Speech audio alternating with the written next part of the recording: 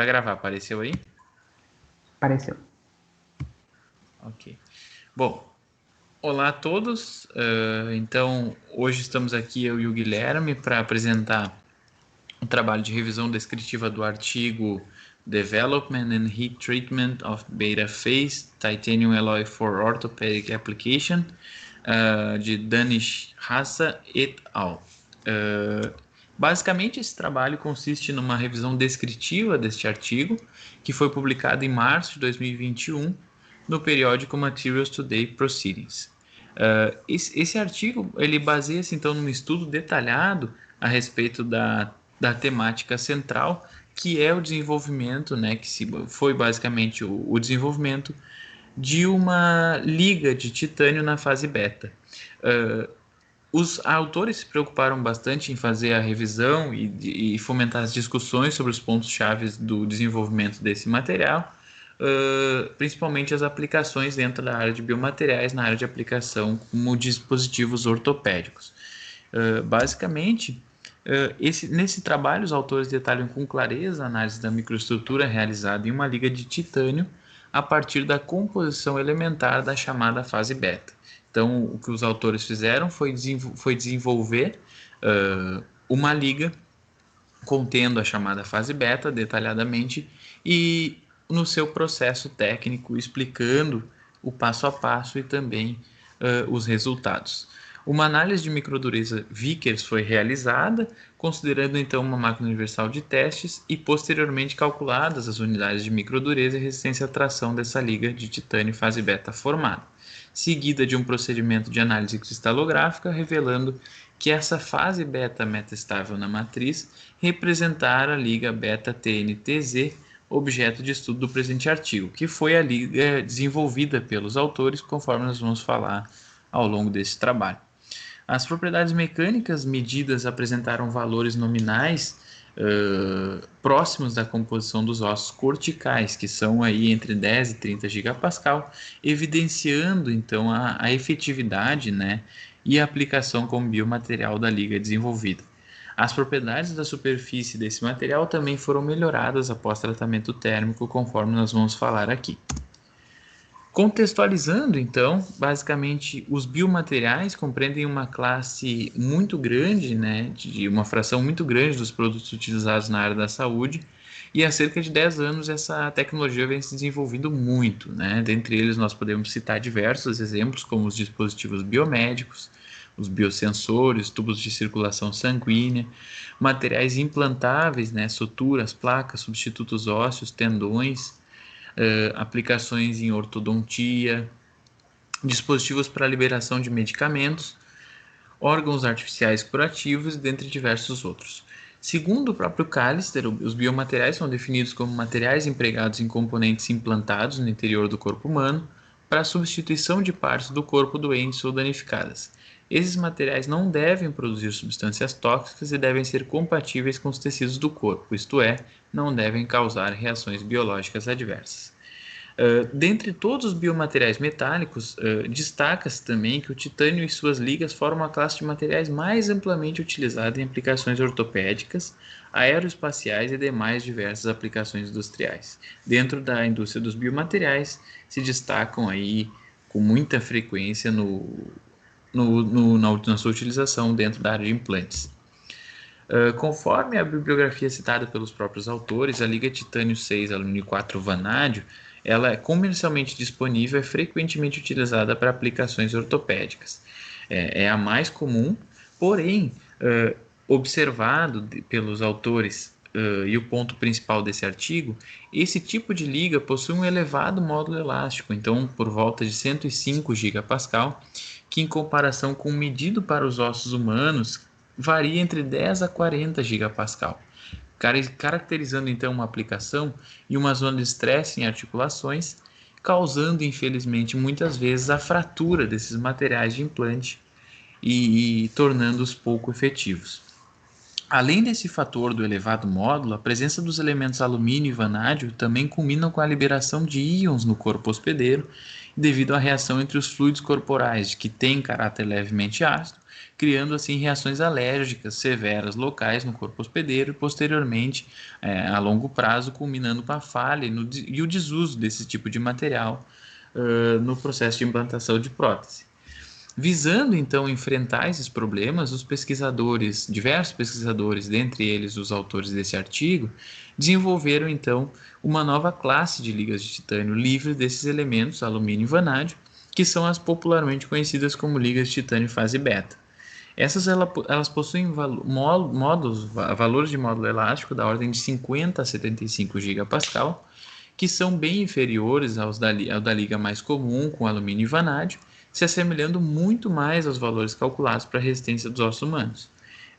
Em 1992, o Davis e Kovacs patentearam a composição e projeto de uma nova classe dessa liga de titânio fase beta, que foi o titânio 13, nióbio 13 e zircônio, exibindo baixos valores de módulo elástico, né, na faixa de 62 e 85 gigapascal, e boa biocompatibilidade.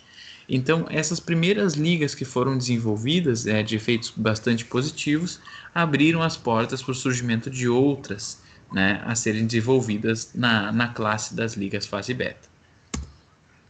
Diversas composições então foram projetadas para aplicações ortopédicas, mas mesmo assim se observou que elas não tinham total eficiência para atender ao requisito de implantação. Basicamente, isso acontece porque a superfície das ligas de titânio em fase beta são pouco ativas, além de possuírem baixa dureza e baixa resistência ao desgaste. Então, dessa forma, os autores dentro desse artigo e diversos outros pesquisadores observaram a necessidade de melhora dessas propriedades superficiais desse tipo de liga. Então, sendo necessários estudos aprofundados na área de engenharia de superfície, implicando em aplicações posteriores ao processo de obtenção do material, como, por exemplo, técnicas de tratamento superficial, revestimentos, tratamentos térmicos. A partir da literatura, então, se observou que muitos esforços têm sido aplicados no desenvolvimento dessas ligas, por meio de técnicas de metalurgia do pó, derretimento de arco e manufatura aditiva. Considerando então esse princípio, os autores realizaram as análises detalhadas de microestrutura elementar e de fases, de maneira a elucidar os efeitos sobre as devidas propriedades mecânicas da liga de titânio em fase beta, e além de escolherem, então, a partir dos outros trabalhos, um método de produção dessa liga. A técnica de fusão do arco de vácuo foi a principal escolha pelos autores no processo de obtenção desse novo grupo de ligas metastáticas titânio tipo beta, que, trabalhada por eles, foi o titânio 35, nióbio 7, tântalo 5, zircônio. Explicando um pouco mais sobre essa técnica, a técnica de refusão arco elétrico sob vácuo caracteriza um processo de fusão secundária que é bastante utilizado na produção de lingotes de ligas metálicas com precisas características de homogeneidade química e mecânica para aplicação em componentes críticos. Então, a gente pode observar que tem bastante aplicação na área de biomateriais, indústria aeroespacial, porque o processamento é voltado para lingotes extremamente químicos e mecânicos com alta concentração, presença de diversos elementos e diversas fases. Esse processo, então, ele tem como principal característica a promoção de uma fusão contínua de um eletrodo consumível por meio de um arco elétrico em corrente contínua sob condições de vácuo. Então, o material ele se funde, solidifica em um cadinho, que é um molde cobre refrigerado a água, e ele é posteriormente refusionado e o processo de obtenção do material ocorre dentro desse cadinho. Falando mais um pouquinho então do desenvolvimento desse projeto, durante o processo, uma unidade de gás inerte ela foi utilizada como uma fonte de calor. E o aquecimento então ele foi realizado por um arco elétrico, atingindo na amostra inerte entre o eletrodo de tungstênio e os metais que foram inseridos no meio reativo, né? A fusão, então, ela ocorre várias vezes, de maneira bastante repetida, de uma maneira de potencializar a região, tipo, potencializar o meio, deixar ele o mais homogêneo possível, assim tendo uma região com maior uniformidade também de material e de propriedades. Então, nesse processo foi possível então fazer a obtenção da liga de titânio, nióbio, tântalo, zircônio, né? A liga que eu vou falar bastante sobre como TN e TZ, fica mais fácil para dizer a partir de agora. Então, em A a gente tem o equipamento que foi utilizado, né? E em B a gente tem a formação da liga, que foi feita através desse arco elétrico que foi mencionado anteriormente. Então, depois disso, depois de ser concluída a parte de seleção da liga, e depois de ser projetada, iniciou então um processo de produção das peças para teste. Então, a partir do molde, algumas amostras foram cortadas, né, dos lingotes, numa escala aproximadamente de 5 ou 10 milímetros.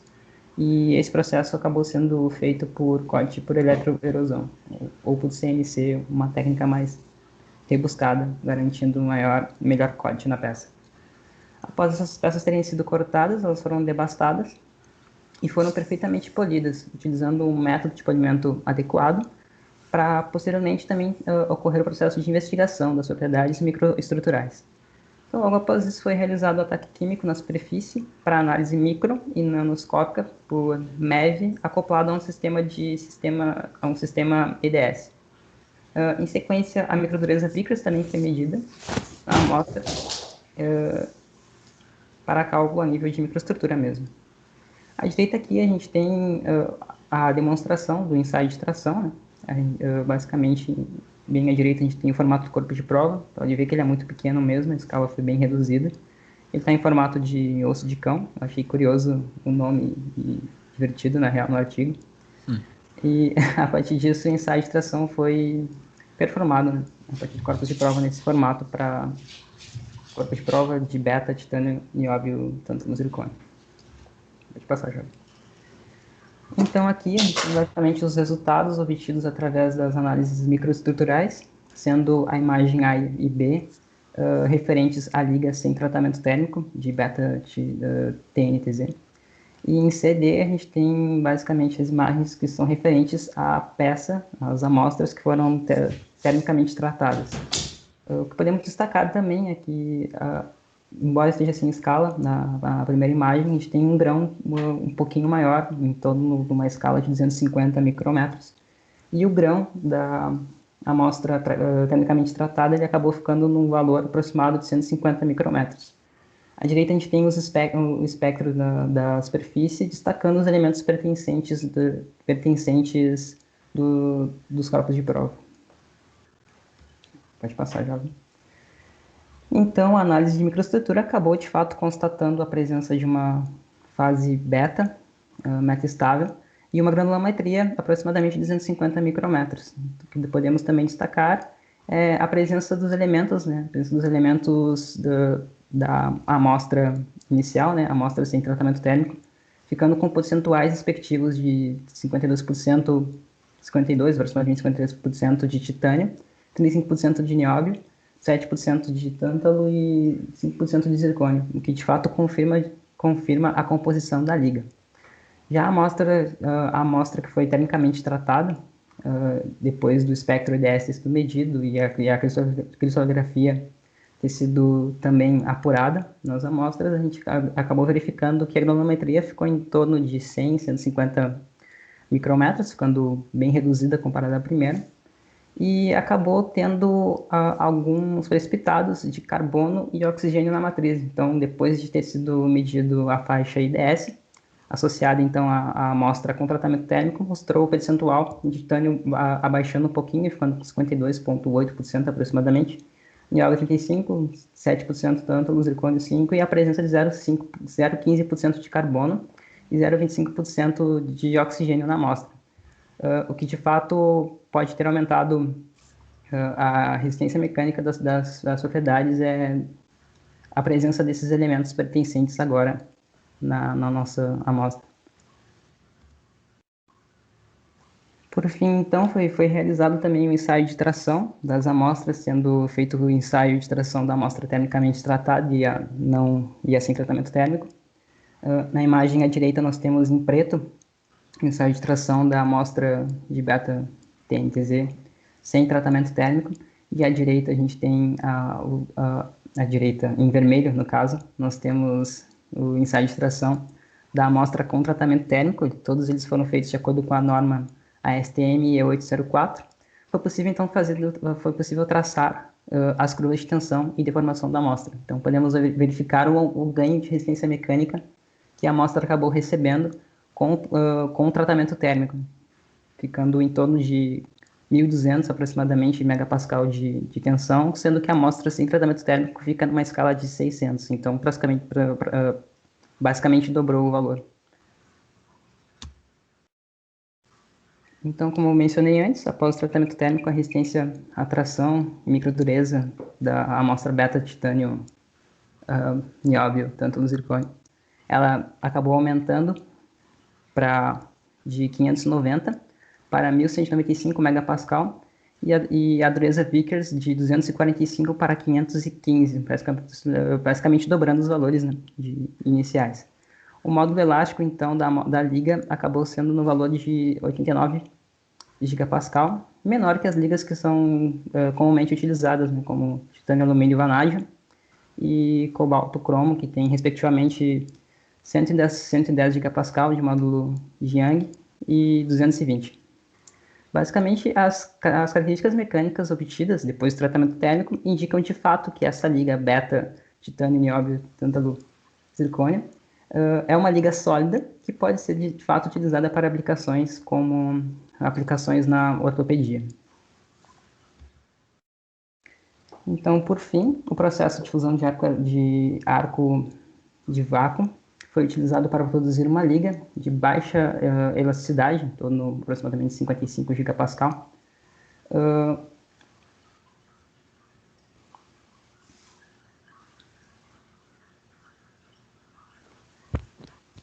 Aí que travou para mim aqui, agora voltou. Eu saí da tela. Então, concluindo novamente, o processo então de fusão de arco elétrico a vácuo, ele foi utilizado para produzir uma liga de baixa elasticidade, sendo em torno de 55 gigapascal, com a presença dos elementos titânio, nióbio, tântalo e zircônio, da liga beta-fásica. A liga, então, ela foi submetida ao tratamento térmico a fim de ter aptidão mecânica necessária para uso em implantes na ortopedia. Após o tratamento térmico e ensaio de tração, microdureza, foi observado o aumento das propriedades mecânicas, basicamente dobrando tanto a resistência à tração quanto a dureza, e também pôde-se obter um módulo elástico em torno de 89 gigapascal, sendo esse inferior aos valores de liga comumente utilizados, né, das ligas mais fáceis de encontrar, que eram em torno de mais de 110 gigapascal e 220 gigapascal, respectivamente. Com isso, os resultados acabam indicando, né, que é viável o uso dessa liga, sendo ela tratada tecnicamente para implantes ortopédicos. Nós temos algumas referências do nosso trabalho. E seria basicamente isso. É isso. Muito obrigado a todos. Obrigado, Gui. Abraço. Valeu. Obrigado, pessoal. Tchau, tchau.